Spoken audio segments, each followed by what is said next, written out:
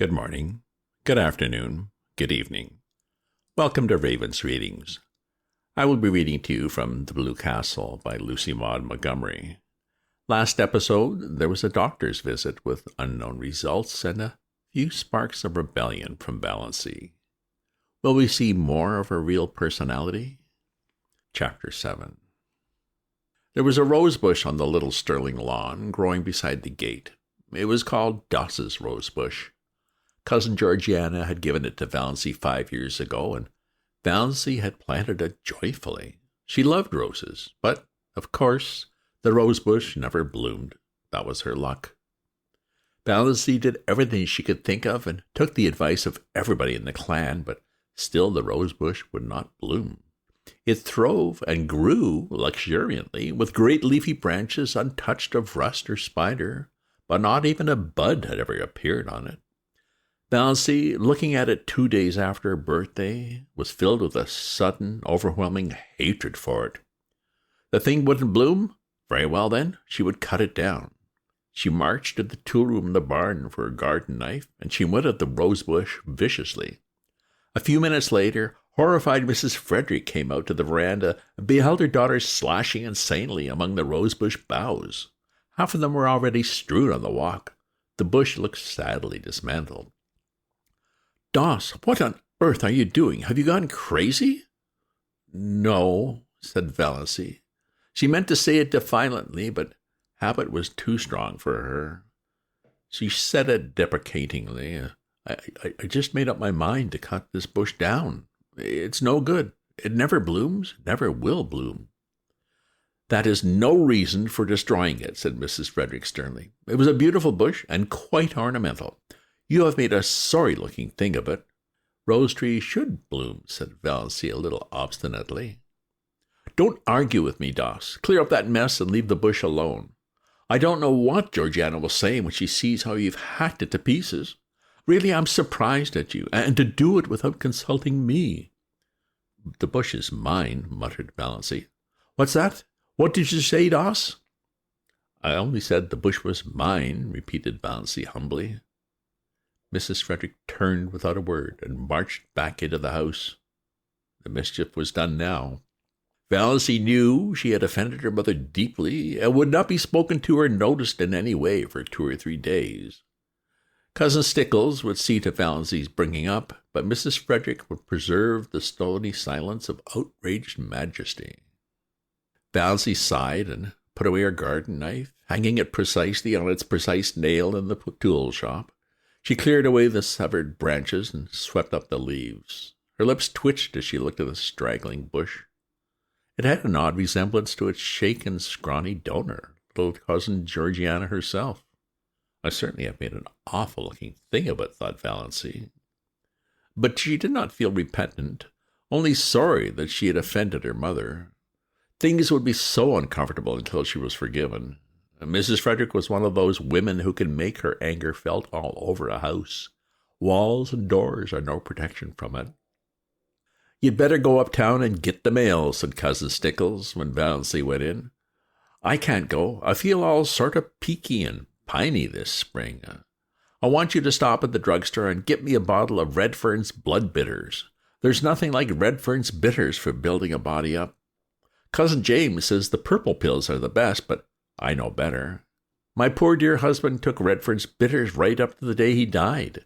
And don't let them charge you more than 90 cents. I can get them for that at the port. And what have you been saying to your poor mother? Do you ever stop to think, Doss, that you can only have one mother?" "One is enough for me," thought Valancy undutifully as she went uptown. She got Cousin Stickles' bottle of bitters, and then she went to the post office and asked for her mail at the general delivery. Her mother did not have a box. They got too little mail to bother with it. Valancy did not expect any mail except the Christian Times, which was the only paper they took. They hardly ever got any letters. But Valancy rather liked to stand in the office and watch Mr. Carew, the gray-bearded Santa Clausy old clerk, handing out letters to the lucky people who did get them. He did it with such a detached, impersonal, Jove-like air, as if it did not matter in him the least what supernal joys or shattering horrors might be in those letters for the people to whom they were addressed. Letters had a fascination for Valancy, perhaps because she so seldom got any. In her blue castle, exciting epistles bound with silk and sealed with crimson were always being brought to her by pages in livery of gold and blue, but in real life her only letters were occasional, perfunctory notes from relatives or an advertising circular. Consequently, she was immensely surprised when Mr. Carew, looking even more Jovian than usual, poked a letter out to her. Yes, it was addressed to her plainly, in a fierce black hand. Miss Valancy Sterling, Elm Street, Deerwood, and the postmark was Montreal. Valancy picked it up with a little quickening of her breath. Montreal? It must be from Dr. Trent. He had remembered her after all. Valancy met Uncle Benjamin coming in as she was going out, and was glad the letter was safely in her bag. "What," said Uncle Benjamin, "is the difference between a donkey and a postage stamp?" I don't know what," answered Valancy dutifully. "One you lick with a stick, and the other you stick with a lick. Ha ha ha." Uncle Benjamin passed in tremendously pleased with himself. Cousin Stickles pounced on the Times when Valancy got home, but it did not occur to ask if there were any letters. Mrs. Frederick would have asked it, but Mrs. Frederick's lips at present were sealed. Valancy was glad of this. If her mother had asked if there were any letters, Valancy would have had to admit there was. Then she would have had to let her mother and Cousin Stickles read the letter, and all would be discovered. Her heart acted strangely on the way upstairs. She sat down by her window for a few minutes before opening her letter. She felt very guilty and deceitful. She had never before kept a letter secret from her mother. Every letter she had ever written or received had been read by Mrs. Frederick. That had never mattered. Valancy had never had anything to hide, but this did matter. She could not have anyone see this letter. But her fingers trembled with a consciousness of wickedness and unfilial conduct as she opened it, trembled a little too, perhaps with apprehension. She felt quite sure there was nothing seriously wrong with her heart, but one never knew.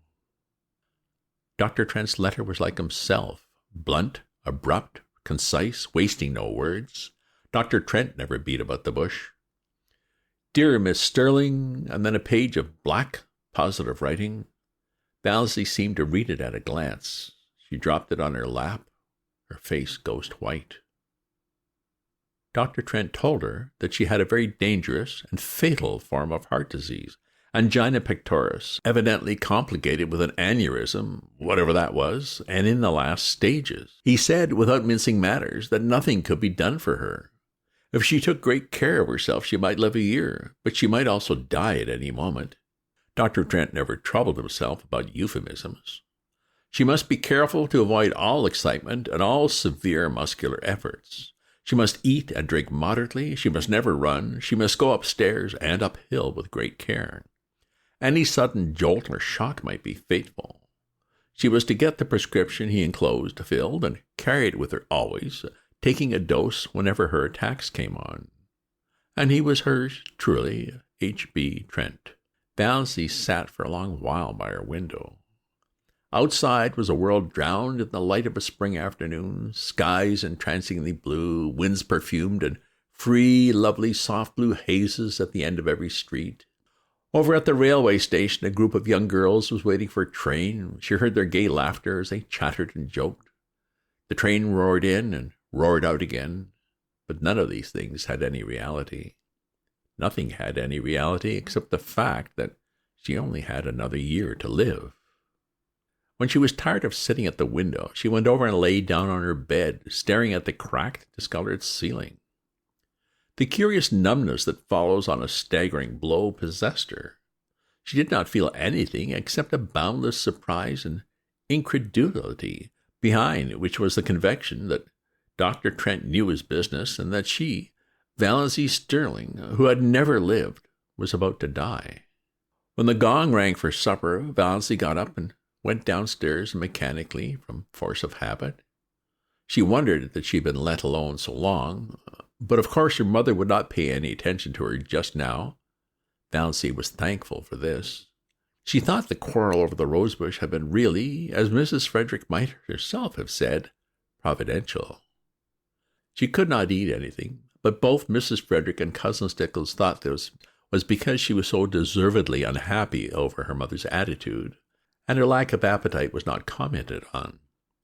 Valancy forced herself to swallow a cup of tea and then sat and watched the others eat, with an odd feeling that years had passed since she had sat with them at the dinner table. She found herself smiling inwardly to think what a commotion she could make if she chose. Let her merely tell them what was in Dr. Trent's letter. There would be as much fuss made of it as if, Valancy thought bitterly, as if they really cared 2 straws about her. Dr. Trent's housekeeper got word from him today, said Cousin Stickles, so suddenly that Valancy jumped guiltily. Well, was there anything in thought waves?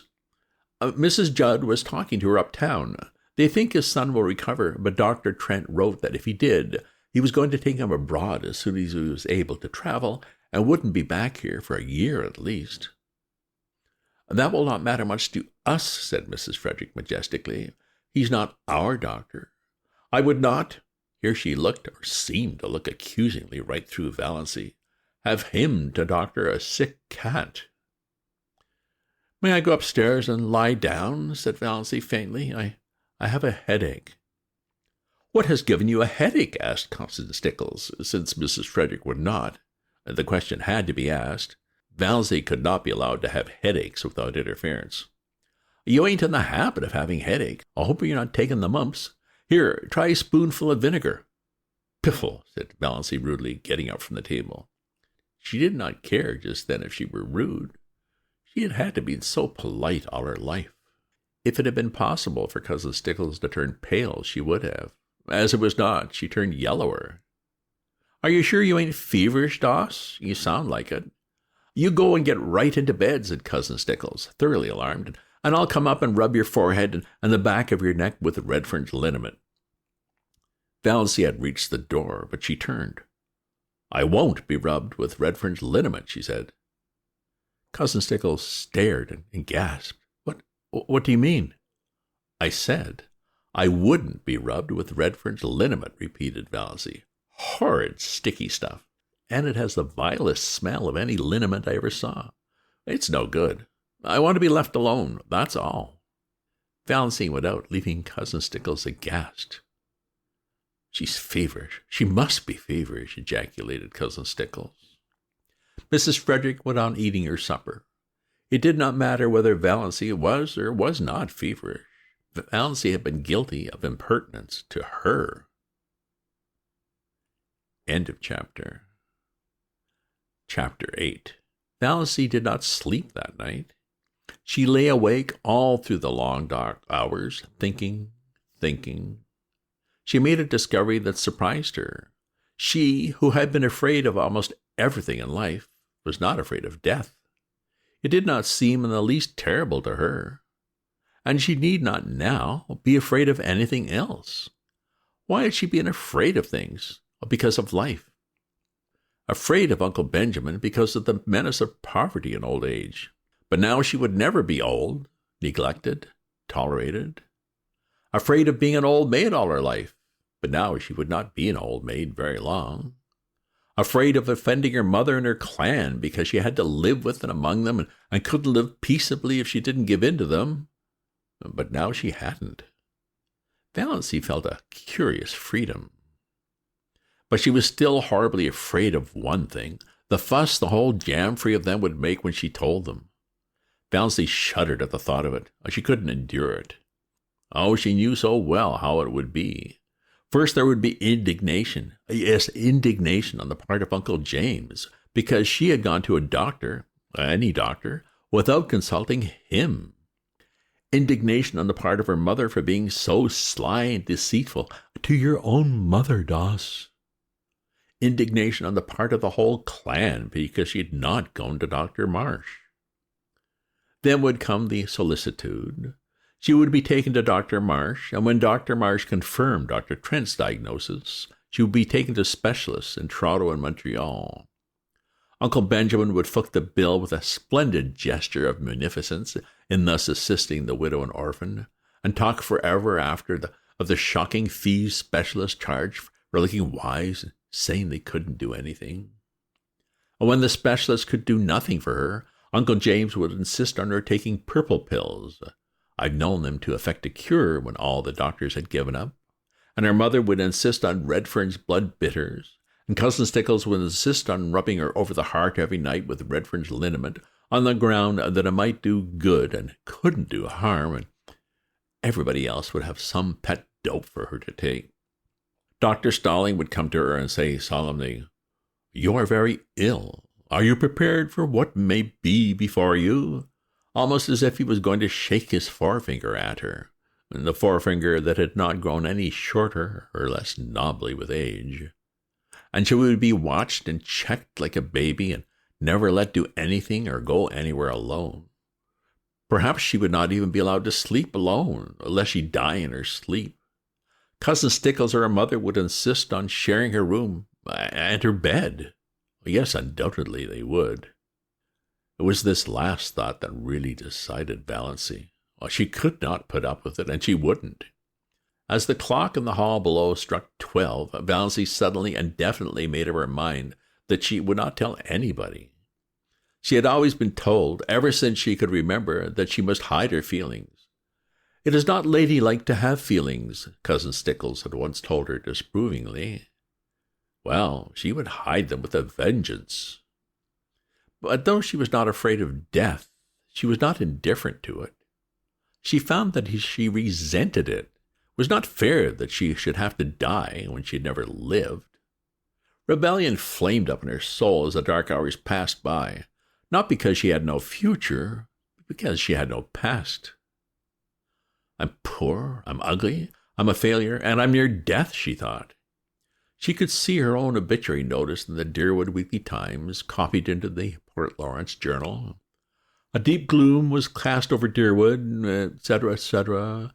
It leaves a large circle of friends to mourn, etc., etc., etc. Lies, all lies. Gloom, forsooth. Nobody would miss her. Her death would not matter a straw to anybody.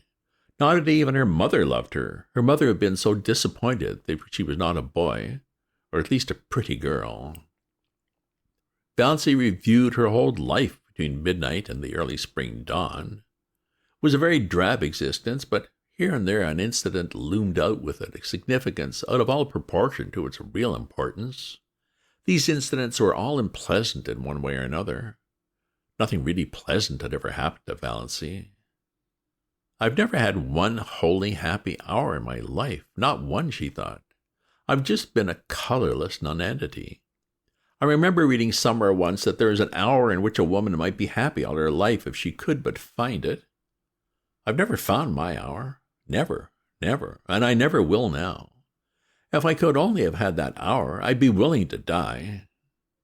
Those significant incidents kept popping up in her mind like unbidden ghosts, without any sequence of time or place. For instance, that time when at 16 she had blued a tubful of cloves too deeply, and the time when at 8 she had stolen some raspberry jam from Aunt Wellington's pantry. Valancy never heard the last of those two misdemeanors. At almost every clan gathering they were raked up against her as jokes.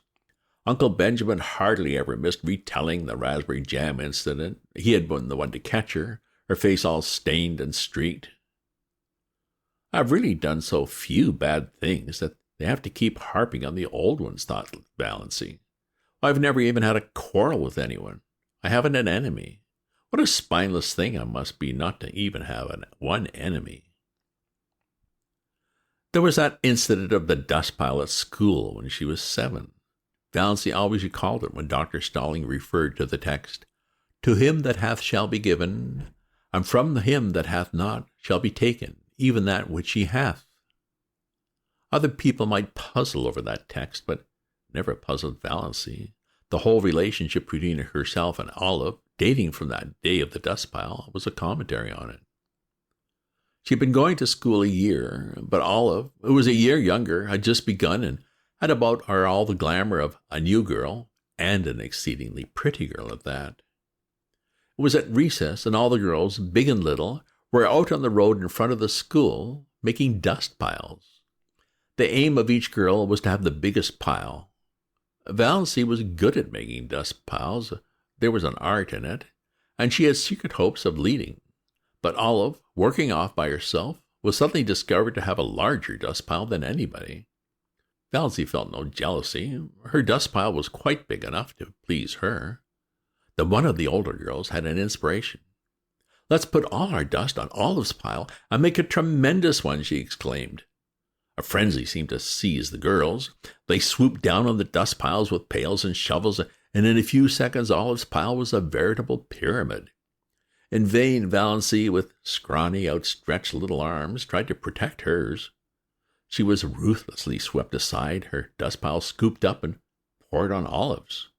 Valancy turned away resolutely and began building another dust pile. Again, a bigger girl pounced on it. Valancy stood before it, flushed, indignant, arms outspread. "Don't take it," she pleaded. "Please don't take it." "But why?" demanded the older girl. "Why won't you help to build Olive's bigger?" "I want my own little dust pile," said Valancy piteously. Her plea went unheeded. While she argued with one girl, another scraped up her dust pile, and Valancy turned away, her heart swelling, her eyes full of tears. "Jealous, you're jealous," said the girls mockingly. "You were very selfish," said her mother coldly, when Valancy told her about it at night. That was the first and last time Valancy had ever taken any of her troubles to her mother. Valancy was neither jealous nor selfish. It was only that she wanted a dust pile of her own. Small or big mattered not. A team of horses came down the street. Olive's dust pile was scattered over the roadway. The bell rang. The girls trooped into school and forgotten the whole affair by the time they reached their seats. Valancy never forgot it. To this day she resented it in her secret soul. But was it not symbolical of her life? "I've never been able to have my own dust pile," thought Valancy. The enormous red moon that she had seen rising right at the end of the street one autumn evening of her 6th year. She had been sick and cold with the awful, uncanny horror of it. So near to her, so big. She had run in trembling to her mother, and her mother had laughed at her. She had gone to bed and hidden her face under the clothes in terror, lest she might look out the window and see that horrible moon glaring in at her through it. The boy who had tried to kiss her at a party when she was 15. She had not let him. She had evaded him and run. He was the only boy who had ever tried to kiss her. Now, 14 years later, Valancy found herself wishing that she'd let him. The time she'd been made to apologize to Olive for something she hadn't done. Olive had said that Valancy had pushed her into the mud and spoiled her new shoes on purpose. Valancy knew she hadn't. It had been an accident, and even that wasn't her fault, but nobody would believe her. She had to apologize and kiss Olive to make up. The injustice of it burned in her soul tonight. That summer, when Olive had the most beautiful hat, trimmed with creamy yellow net with a wreath of red roses and little ribbon bows under the chin, Valancy had wanted a hat like that more than she had ever wanted anything. She had pleaded for one and been laughed at. All summer she had to wear a horrid little brown sailor with elastic that cut behind her ears. None of the girls would go around with her because she was so shabby. Nobody but Olive. People had thought Olive so sweet and unselfish. I was an excellent foil for her, thought Valancy. Even then she knew that. Valancy had tried to win a prize for attendance in Sunday school once, but Olive won it. There were so many Sundays that Valancy had to stay home because she had colds. She had once tried to say a piece in school one Friday afternoon and had broken down in it. Olive was a good reciter and never got stuck. The night she had spent in Port Lawrence with Aunt Isabel when she was 10. Byron Sterling was there, from Montreal, 12 years old, conceited, clever. At family prayers in the morning, Byron had reached across and given Valancy's thin arm such a savage pinch that she screamed out with pain. After prayers was over, she was summoned to Aunt Isabel's bar of judgment. But when she said Byron had pinched her, Byron denied it. He said she cried out because the kitten had scratched her. He said she put the kitten up on her chair and was playing with it when she should have been listening to Uncle David's prayer. He was believed. In the Sterling clan, the boys were always believed before the girls. Valancy was sent home in disgrace because of her exceedingly bad behavior during family prayers, and she was not asked to Aunt Isabel's again for many moons. The time Cousin Betty Sterling was married, somehow Valancy got wind of the fact that Betty was going to ask her to be one of the bridesmaids. Valancy was secretly uplifted. It would be a delightful thing to be a bridesmaid, and of course she would have to have a new dress for it, a pretty new dress, a pink dress. Betty wanted her bridesmaids to dress in pink. But Betty had never asked her, after all. Valancy couldn't guess why, but long after her secret tears of disappointment had been dried, Olive told her. Betty, after much consultation and reflection, had decided that Valancy was too insignificant. She would spoil the effect. That was 9 years ago. But tonight Valancy caught her breath with the old pain and sting of it. That day in her 11th year, when her mother had badgered her into confessing something she'd never done. Valancy had denied it for a long time, but eventually, for peace's sake, she'd given in and pleaded guilty. Mrs. Frederick was always making people lie by pushing them into situations where they had to lie. Then her mother had made her kneel down on the parlor floor between herself and Cousin Stickles and say, "Oh God, please forgive me for not speaking the truth." Valancy had said it, but as she rose from her knees, she muttered, "But, oh God, you know I did speak the truth." Valancy had not then heard of Galileo, but her fate was similar to his. She was punished just as severely as if she hadn't confessed and prayed. The winter she went to dancing school. Uncle James had decreed she should go and be paid for her lessons. How she had looked forward to it, and how she had hated it. She never had a voluntary partner. The teacher always had to tell some boy to dance with her, and generally he had been sulky about it. Yet Valancy was a good dancer, as light on her feet as thistledown. Olive, who never lacked eager partners, was heavy. The affair of the button string when she was 10. All the girls in school had button strings. Olive had a very long one with a great many beautiful buttons. Valancy had one. Most of the buttons on it were very commonplace, but she had 6 beauties that had come off Grandmother Sterling's wedding gown, sparkling buttons of gold and glass, much more beautiful than any Olive had. Their possession conferred a certain distinction on Valancy. She knew every little girl in school envied her the exclusive possession of those beautiful buttons.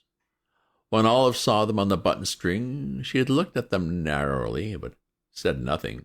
Then, the next day, Aunt Wellington had come to Elm Street and then told Mrs. Frederick that she thought Olive should have some of those buttons. Grandmother Sterling was just as much Wellington's mother as Frederick's. Mrs. Frederick had agreed amiably. She could not afford to fall out with Aunt Wellington. Moreover, the matter was of no importance whatever. Aunt Wellington carried off 4 of the buttons, generously leaving 2 for Valancy. Valancy had torn these from her string and flung them on the floor. She had not yet learned that it was unladylike to have feelings, and had been sent supperless to bed for the exhibition. The night of Margaret Blunt's party. She had made such pathetic efforts to be pretty that night. Rob Walker was to be there, and 2 nights before, on the moonlight veranda of Uncle Herbert's cottage at Mistawis, Rob had really seemed attracted to her. At Margaret's party, Rob never even asked her to dance, did not notice her at all. She was a wallflower as usual. That, of course, was years ago. People in Deerwood had long since given up inviting Valancy to dances. But to Valancy, its humiliation and disappointment were of the other day. Her face burned in the darkness as she recalled herself sitting there with her pitifully crimped thin hair and the cheeks he had pinched for an hour before coming in an effort to make them red.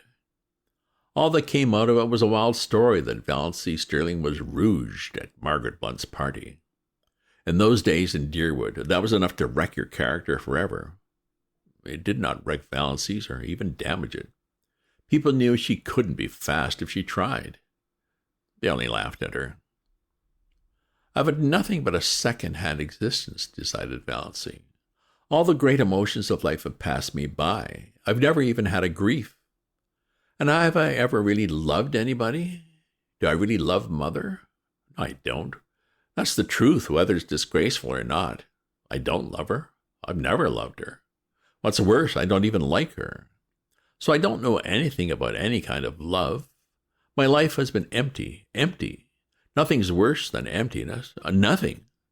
Valancy ejaculated the last nothing aloud passionately. Then she moaned and stopped thinking about anything for a while. One of her attacks of pain had come on. When it was over, something had happened to Valancy. Perhaps the culmination of the process that had been going on in her mind ever since she had read Dr. Trent's letter. It was 3 a.m, the wisest and most accursed hour of the clock, but sometimes it sets us free. I've been trying to please other people all my life and failed, she said. After this I shall please myself. I shall never pretend anything again. I've breathed an atmosphere of fibs and pretenses and evasions all my life. What a luxury it will be to tell the truth. I may not be able to do much that I want to do, but I won't do another thing that I don't want to do. Mother can pout for weeks. I shan't worry over it. Despair is a free man. Hope is a slave. Valancy got up and dressed with a deepening of that curious sense of freedom. When she had finished with her hair, she opened the window and hurled the jar of potpourri over into the next lot. It smashed gloriously against the schoolgirl complexion on the old card shop ad. I'm sick of the fragrance of dead things, said Valancy. End of chapter. Well, news from the doctor, but is it really bad news? Valancy seems quite liberated.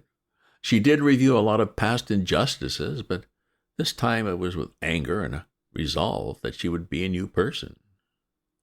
I do readings twice a week from various classics. If you subscribe to my free Substack newsletter at ravensview.substack.com, you'll get notified of the next episode and can leave your comments or suggestions at my site.